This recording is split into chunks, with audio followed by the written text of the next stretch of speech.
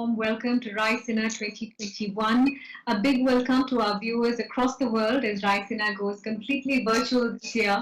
It goes without saying that we live in unprecedented times. What has happened, though, in the last few years is that even as nations try to create new bonds and foster old partnerships in this post COVID world, the region that has consistently stood out in terms of its strategic importance, as also the political and economic news flow around it, is the Indo-Pacific. While the region itself basically implies a vast maritime zone that we're talking about, it encompasses within it the interests of many players, not just those that are geographically bound by the region that we're talking about. But the big question is, even as countries emerge in some form and fashion out of the ravages of COVID, what are the imperatives for this region? Does it look like there is a new structure that has been formed post-COVID? And what are the economic imperatives of building an Indo-Pacific partnership? I am delighted to invite today my esteemed panel that will be talking about this and debating all these issues. So let me, without further ado, introduce them to our viewers. Mr. Mansukh Mandaviya, Minister of State for Ports, Shipping and Waterways, Chemical and Fertilizers, India. Welcome, sir. Thank you for joining in. Anthony Abbott, who's former Prime Minister, Australia. Thank you, Mr. Abbott, for joining into this conversation today. Tadashi Maeda, Governor, Japan Bank for International Cooperation. Tadashi-san, thank you very much for joining in with your thoughts today. Kyungjin Song, Director, FM Global Issues Center and Indo-Pacific Fellow at Perth, USAsia Center. Ms. Song, welcome. It's great to have you here. And of course, Kosh Arha, who's a Fellow, Atlantic Council, Scarcraft, Center for Strategy and Security, United States. Mr. Arha, welcome to you as well. Just to walk panelists and our viewers through the format of the next 45 minutes, which is the limited time for this conversation, I am going to walk you through the opening outline of this conversation, as I said. I then turn to all my guests for their opening comments, some interventions from me, and then some closing comments. We'll try very much to make this a tight but very deliberate conversation. So let's get right into it. Mr. Mandaviya, if I can begin, sir, India's geographic definition of the Indo-Pacific has literally meant from the shores of Africa to the shores of America. What are some of the efforts being made by India to enhance the cooperation in the Indo-Pacific region? Our Indian policy is it that neighbors first has always been guiding principle of our government. India always has played a pivotal role and taken a lead for the betterment of the entire region. India has been considering all the countries of entire region as growth partner. I would like to list some initiatives which show India's commitment towards betterment of all the countries of Indo-Pacific region. First is BIMSTEC, the Bay of Bengal initiative for multi-sectoral technical and economic cooperation, comprising Bangladesh, Bhutan, India, Myanmar, Sri Lanka, Nepal, and Thailand. Second is SAGAR, which means security and growth for all in the region. Third is Project Mosam. Fourth is UATG, which means the Eastern Waterways Connectivity Transport Grid, and Chabahar and International North-South Transport Corridor, called INSTC. These are some examples of how India believes in partnering with neighboring countries. Thank you for that. So indeed, as I mentioned earlier and as you outlined, there are many sort of players within this context. Mr. Abbott, let me turn to you and let me request you perhaps to put into your opening comments the context of the Quad, because we cannot have a conversation without about the Indo-Pacific without considering the importance the Quad has now achieved, perhaps for the first time as a financial and economic alternative as well. Would you say this is an outcome of the pandemic, sir? And what are your thoughts on this region now? Well, thank you very much, Mitali. Obviously, the Quad is extremely significant because for the first time it links the major democracies of our region in an informal partnership to deal with all of the troubles of our times. Now, the title of this session is The Architecture of the Future, Building a New Indo-Pacific. And I suppose the question begs, what is the architecture designed to respond to? And at the risk of being extremely blunt, obviously we have a challenge, and the challenge comes from China. Australia's Prime Minister, Scott Morrison, has recently said that there's a whiff of the 1930s about these times. Others have said that we're on the brink of a new Cold War.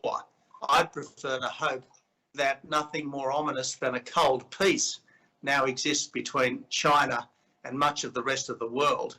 But however described, it's by far the most important strategic challenge the world faces, and the forces of liberal democracy are losing fast, essentially because we've allowed China to do to us what they'd never allow us to do to them. Thanks to fundamental decency and goodwill, they've bought our businesses, adopted our technology, partnered with our institutions, and with their numbers and their natural ability, they're on track to become the world's strongest economy within a decade, and subsequently the world's strongest military. Yet the Chinese Communist Party's intention was never to evolve via an oriental version of glasnost and perestroika into a federal liberal democracy. And in any event, Russia has itself reverted to Tsarism, just as the world has realised that China now has a new emperor. Rather, the CCP's intention was always to hide its strength and bide its time till it could resume its rightful place as the world's middle kingdom. Marxism-Leninism has reinforced traditional Chinese exceptionalism, and if anyone doubts that our destiny in a Chinese-dominated world is to, quote, tremble and obey, look at the treatment of Australia. Routinely derided as a piece of chewing gum on China's boot, that's had our exports blocked and our ministers banned, all because we had the temerity to be the first to call for an independent inquiry into the origins of the pandemic. If we look around at the disappeared citizen reporters who dared to express their own views, the interned Uyghurs who don't want to assimilate, the oppressed citizens of Hong Kong who only wanted the one country, two systems that was pledged to them, and above all, the threatened people of Taiwan, whose liberal democracy with Chinese characteristics is a fundamental reproach to the notion there's a totalitarian gene in the Chinese makeup. All these testify to the shape of the world to come on current trends. Now, of course, becoming tributary to China is not a fate we're doomed to. Over time, a more strategic approach to trade and investment that takes China out of critical supply chains would reduce our vulnerability to economic pressure. More selectivity about who may study and who may partner with us, especially in high tech, would minimise our exposure to intellectual theft.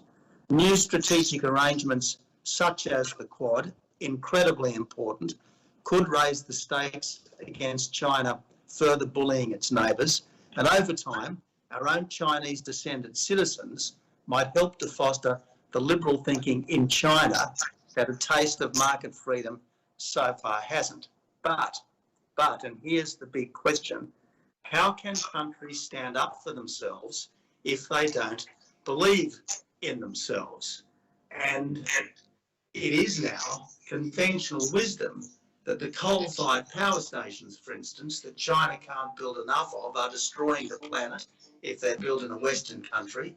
It's widely accepted, at least in Western educational systems, that the English-speaking countries in particular that have given the world its common language, its democratic institutions, its industrial revolution, and its emancipation of minorities are irredeemably oppressive. Now, not for a moment, that the pandemic was somehow orchestrated out of China, but all the fear and the confusion, the argument and the antagonism over lockdowns, border closures and vaccine rollouts would have encouraged Beijing to think that it was pushing against an open door.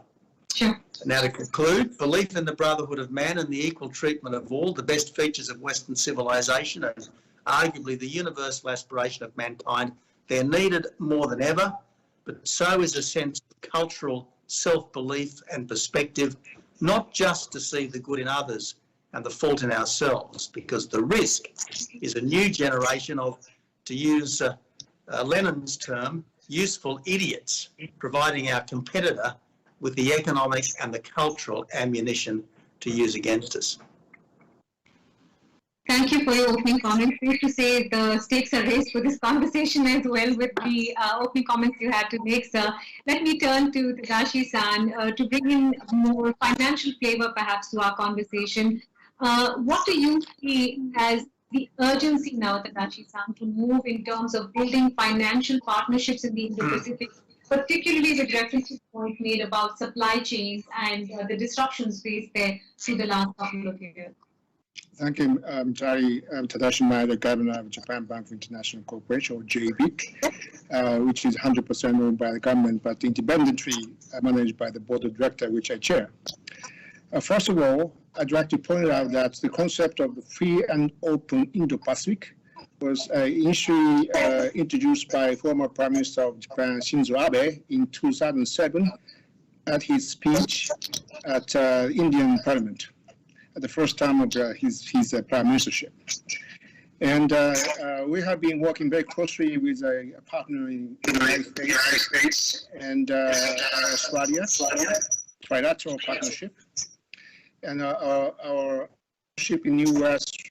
is USDFC and also the State Department and National Security Council of the White House.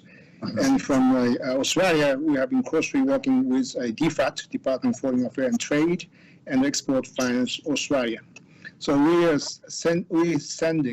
sending the joint mission to the country in the Pacific Island countries, and also countries like Indonesia and Vietnam, which are part of the region of the South China Sea. Therefore, that we have been very keen on financing the strategic project, especially quality infrastructure in the region. So JBIC is playing a role of spearhead of the financial institution in Japan to support this quality infrastructure in the region. And most recently on April 16th, the first head of state summit meeting among the Quad was conducted. And before this summit meeting of the Quad, I received a phone call from a long-term friend of mine, the Carl Campbell, who is now appointed as a Indo-Pacific coordinator at the National Security Council of the White House. And upon his request, we have been supporting that so-called Quad vaccine, strengthening vaccine, the producing capacity in India. And also the supply chains of the critical technology like semiconductors or high voltage battery and so on. It's very important, as a Prime Minister Abbott referred to, that we have been very strategically coordinating each other. And as a first case, by the way, together with a U.S. compact and also that new program of the DFAT of Australia, we materialized the submarine cable project from Palau to ECHO project, which is connect in Singapore and the west coast of the United States. So Palau is a country of tourism, but due to the COVID-19, very unfortunately, the country is now shut down. It's closed. It's a border, so they are struggling. However, that as a result of the close coordination among three countries, we could materialize the project of this submarine cable project to Palau. And also, Biden administration of the United States, the score of the importance of climate change. Therefore, that we have been, JBIC is a founding partner of the Blue Dot Network, originally introduced by the Trump administration. But Biden's administration decided to continue this, and this is a process under the G20. The announcement was in 2019, and also that the new element like carbon neutral will be introducing to this framework of Blue Dot Network. We have been working on this issue. So in a nutshell, the Quad concept is the most valuable and important partnership to make this region peace and prosperous, and also that towards the future. And we need to demonstrate how this partnership is robust and strong against China, as the Prime Minister Abbott said. Thank you so much. Thank you for that. Let me turn to Ms. Song. Ms. Song, you've heard 3 points of view now. One that perhaps looks at building a more collaborative setup, and 2 that indicate that perhaps the key imperative at this point is to take on the challenges by China, financial, economic, or otherwise. I would love to hear your opening comments and how you see the future for this Indo-Pacific construct. You will need to unmute yourself, please. In this panel, I think I'm the only one from a non-Quad country, so to speak. So let me just, talk about how the Quad can be, more effective and inclusive in this context of the, more positive, optimistic economic outlook, and also given the fact that we're still living very much deep in the, COVID-19 pandemic crisis. Okay, so overall, the Indo-Pacific economic outlook looks very positive. The region will bounce back strongly after the COVID-19 pandemic crisis, provided that we manage it properly.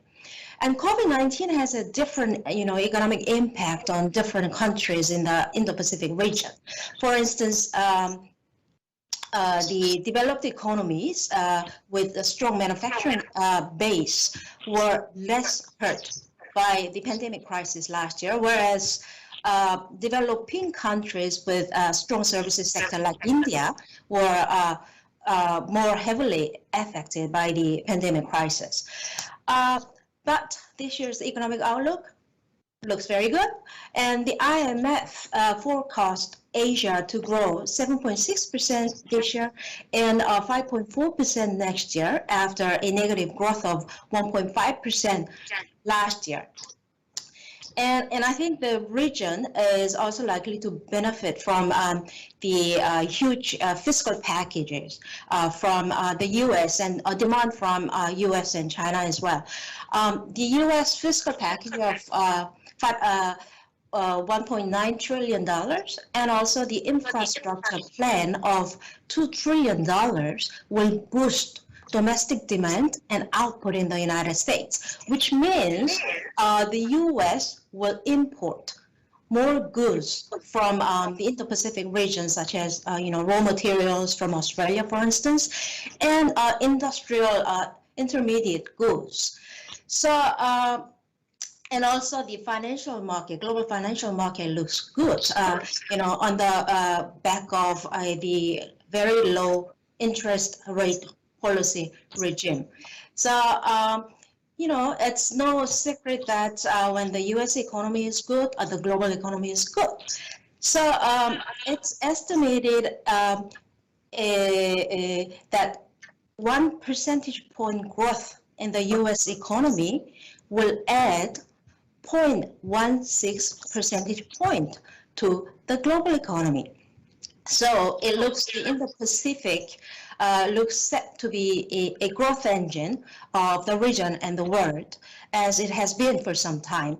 And I think the Indo-Pacific is also a test bed for reducing the widening income gap and inequality, and also ensuring the rules-based international order. But of course, it will all depend on our response to the COVID-19 pandemic. So the first thing first, what's most important at this point, I think in the midst of the COVID-19 pandemic, with no end in sight to really make more vaccines available, especially to low and middle-income countries in the Indo-Pacific region. You know, without vaccination, we will not emerge from the pandemic, and we will not return to a meaningful growth trajectory. So we must do away with the vaccine nationalism, which is going against the spirit of multilateralism and going against the free, open, and prosperous Indo-Pacific. So vaccinations have become a new essential, I think, infrastructure in this age of the coronavirus pandemic, without which a return to growth and normality is unthinkable at this point. But as you know, we are faced with the problem of shortage of vaccines because manufacturers are reluctant to invest more in production facilities because it's very expensive, and it's thought to be, it's not going to be, you know, the pandemic is not going to be with us forever. And we are also in short supply of highly skilled technical personnel to deal with the manufacturing process. And vaccine supply chain is often very vulnerable to national regulatory barriers. So for example, national regulatory barriers prevent the essential raw materials from reaching manufacturers. So given this, I think we may also consider putting more public investment in the vaccine production capacity, and inviting more private investors to co-invest in the vaccine production facility. Then you may ask, you know, what do we do after? What do we do with this extra capacity after the pandemic is gone? Well, I think I'm thinking aloud. The extra vaccine capacity may be picked up by a multilateral organization, say the WHO, for you know, R&D to fight future pandemics and communicable diseases. Then where do we get the necessary funding? Well, we can perhaps pool resources, you know, together multilaterally from like-minded countries, companies, donors to support it. And if we indeed get the extra, you know, facility capacity under the WHO, I think it will. It can also provide a very good opportunity for the WHO members to really look into the overdue issue of the lack of funding at WHO to improve its funding and its sustainability. That may, after all, you know, help WHO to restore its damaged credibility.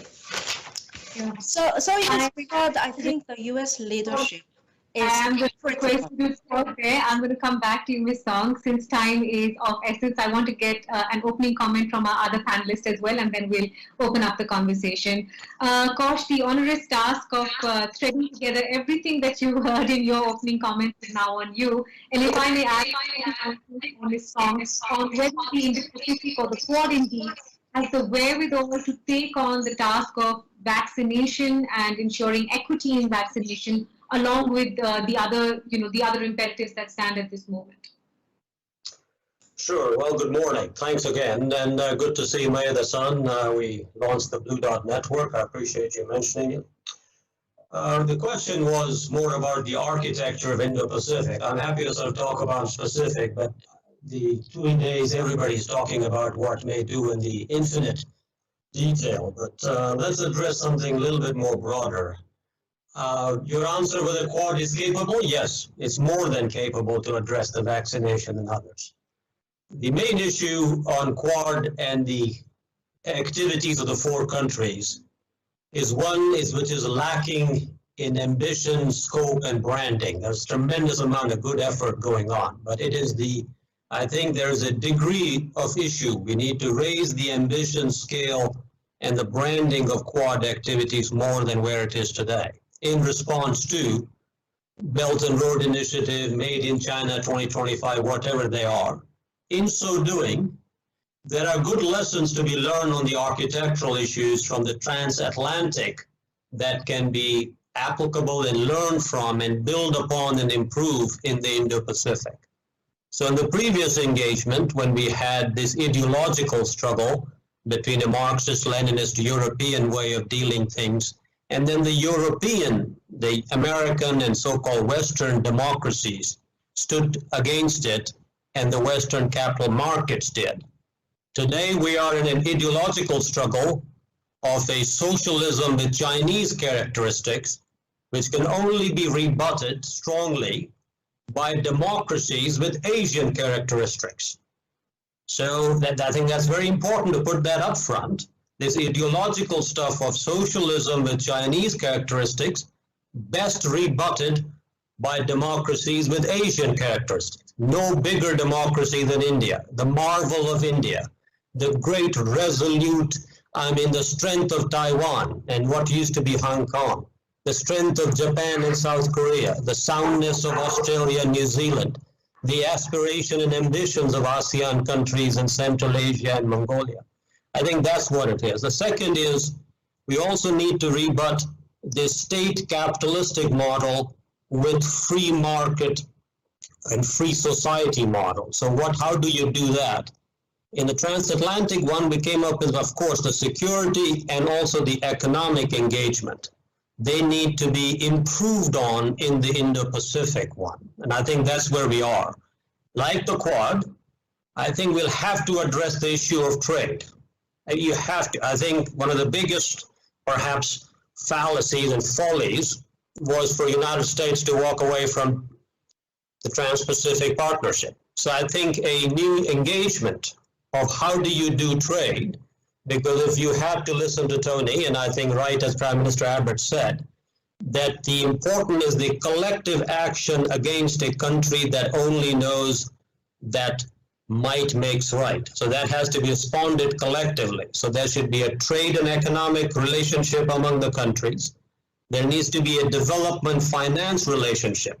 You already have the strong partnership between JPIC and DFC, and to the degree that, your own DPA in US, in India, and the DFAT.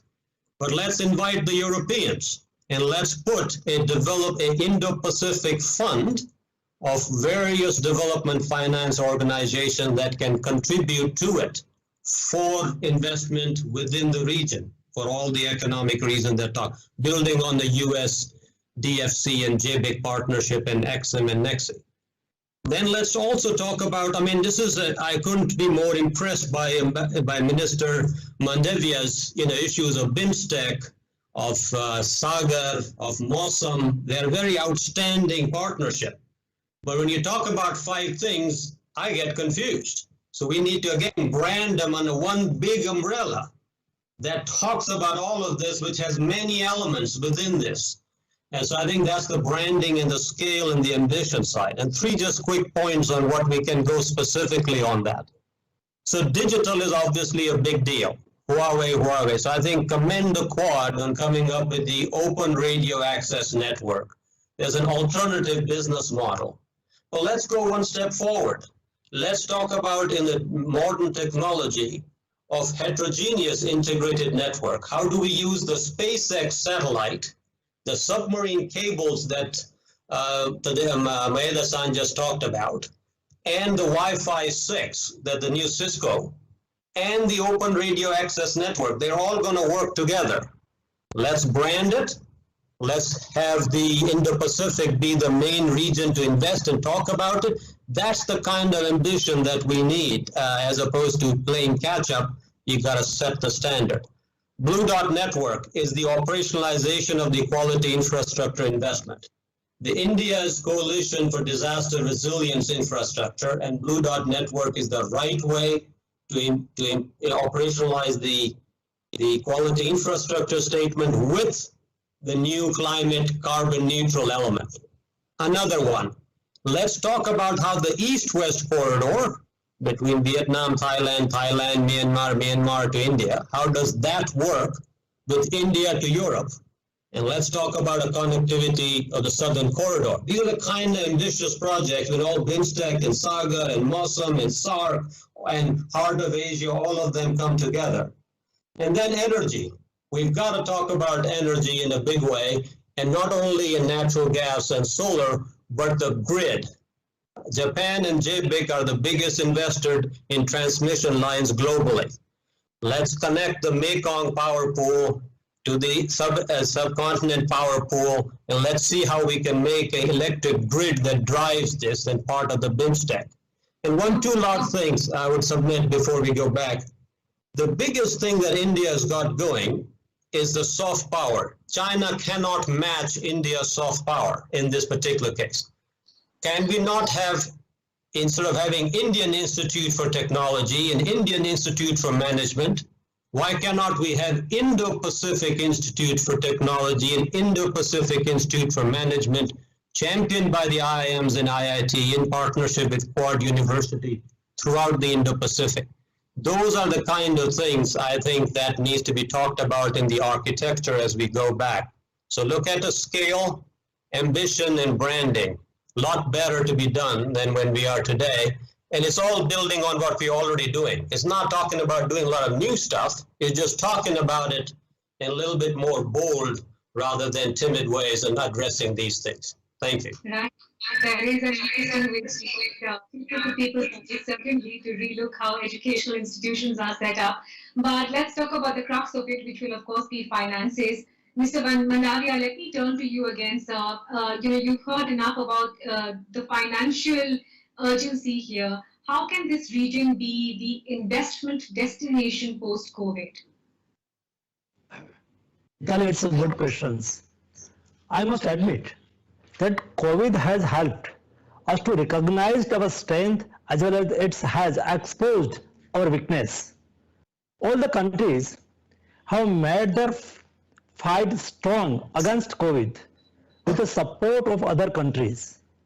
For example, India has sent life-saving medicine assistance like hydroxychloroquine, paracetamol, azithromycin, etc., which are very crucial drugs for COVID management, by sparing from countries need with smart management.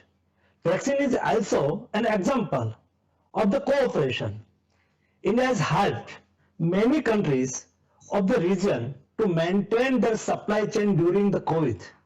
The same way, all the countries have helped each other during this tough time.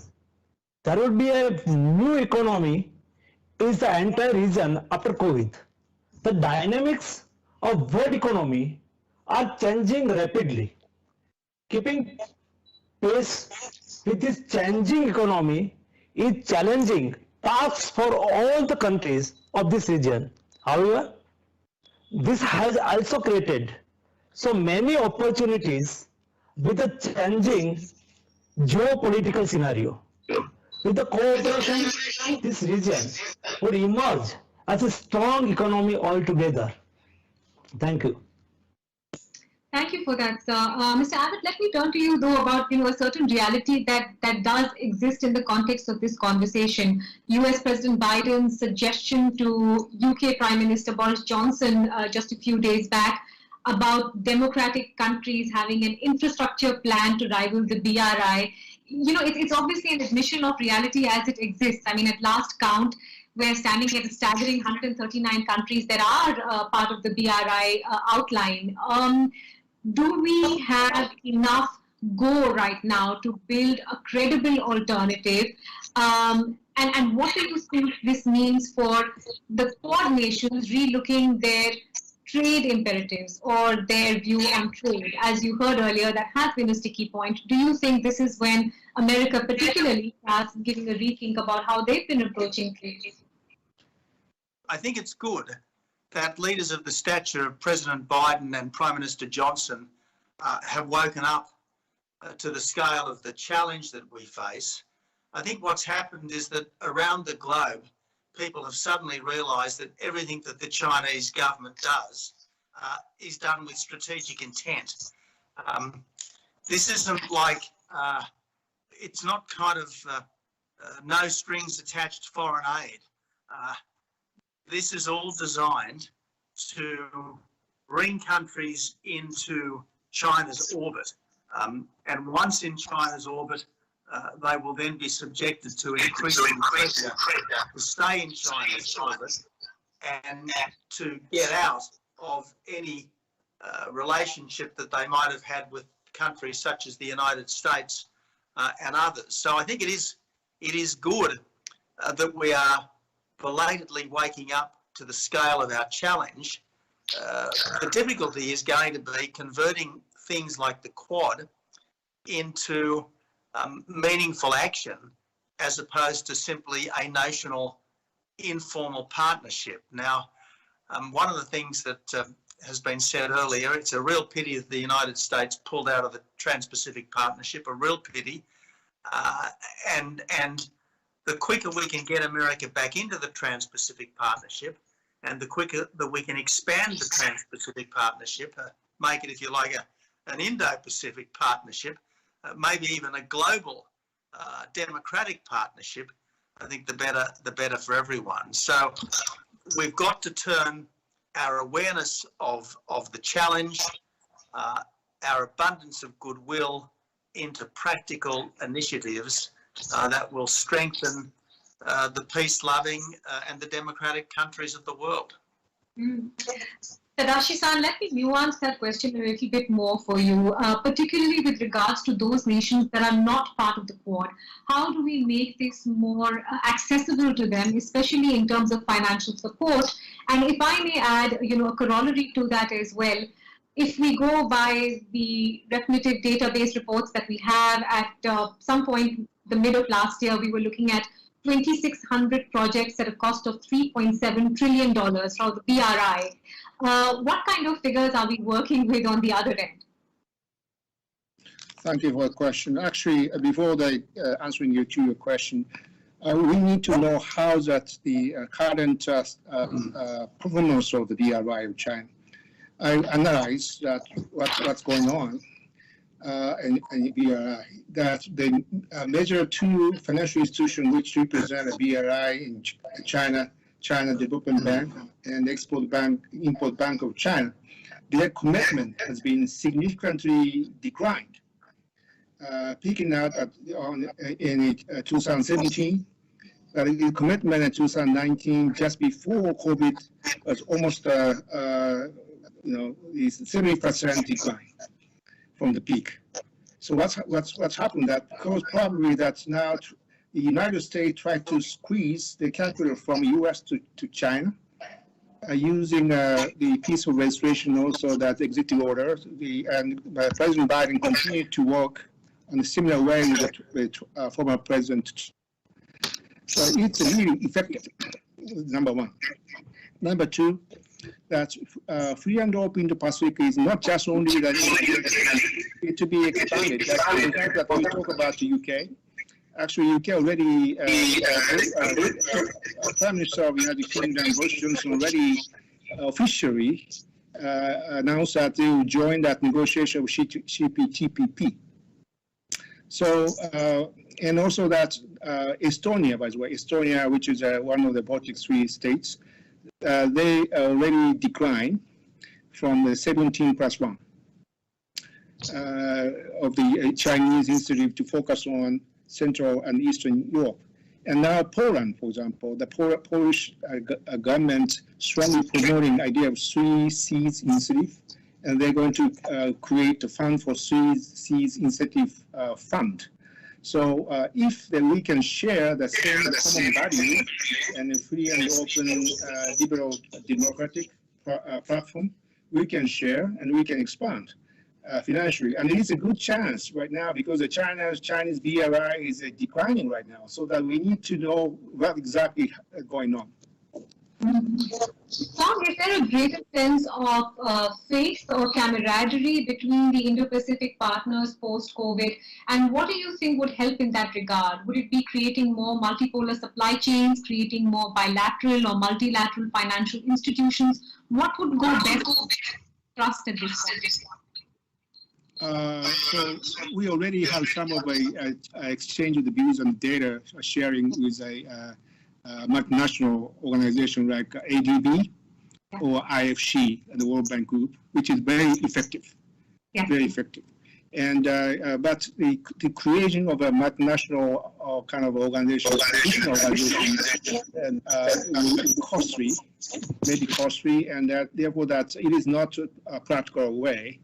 Therefore, that bilateral engagement and also trilateral, any kind of engagement is necessary. But I think that the bottom line, the key platform must be Quad.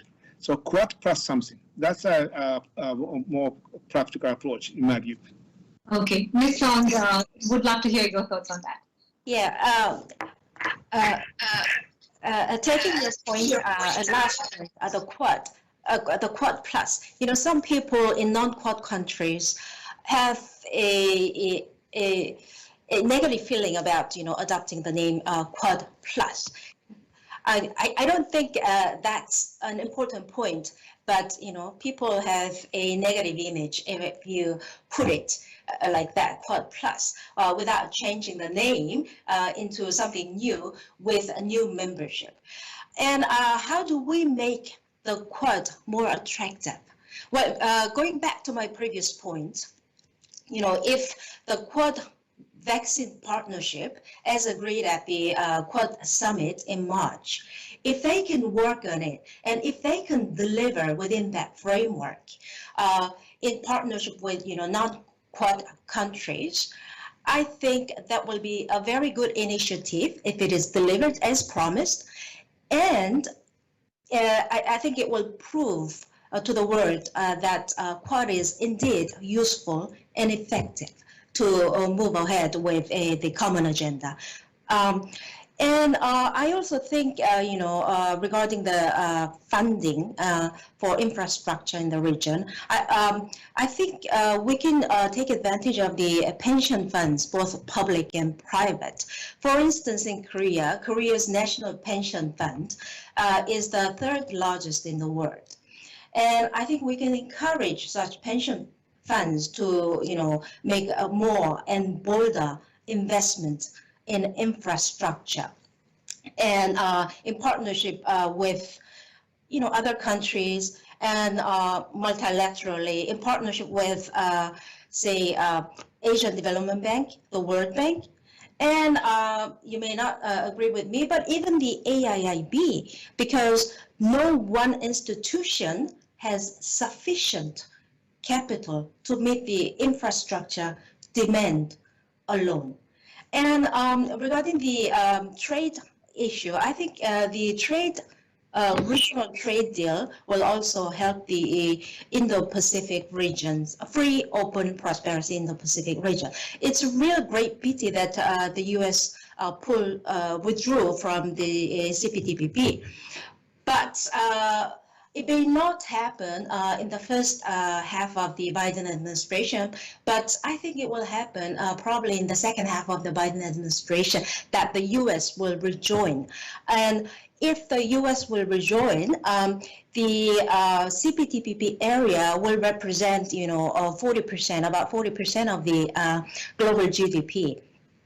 And speaking from a, again, non-CPTPP country, I think Korea needs to join the CPTPP as soon as possible because it has already expressed its interest in joining CPTPP. Okay, just 2 minutes left for our conversation. Would you set out goalposts, 1 or 2 or 3 of them in the years to come, that really demonstrate the power and heft of the Quad or the Indo-Pacific? Well, Mitali, good question. One thing that would certainly help as far as Australia is concerned would be a trade deal with India. We've been talking about it on and off now for quite some time. There was a lot of I think momentum back in my time as Prime Minister and when Prime Minister Modi first came into office, I do think that this is a very that could accelerate the strong and practical partnerships within the Quad. Now, obviously, India already has a deal with Japan. If there were some way of getting the United States back into the TPP, and then maybe India thinking along the same lines, I think that's probably the best thing that could be done right now. All excellent points. I really appreciate your thoughts and insight and joining us from across the globe really for this conversation today. My thanks to all our guests. Completely out of time, unfortunately, but thank you for joining in today. Thank you. Thanks so much.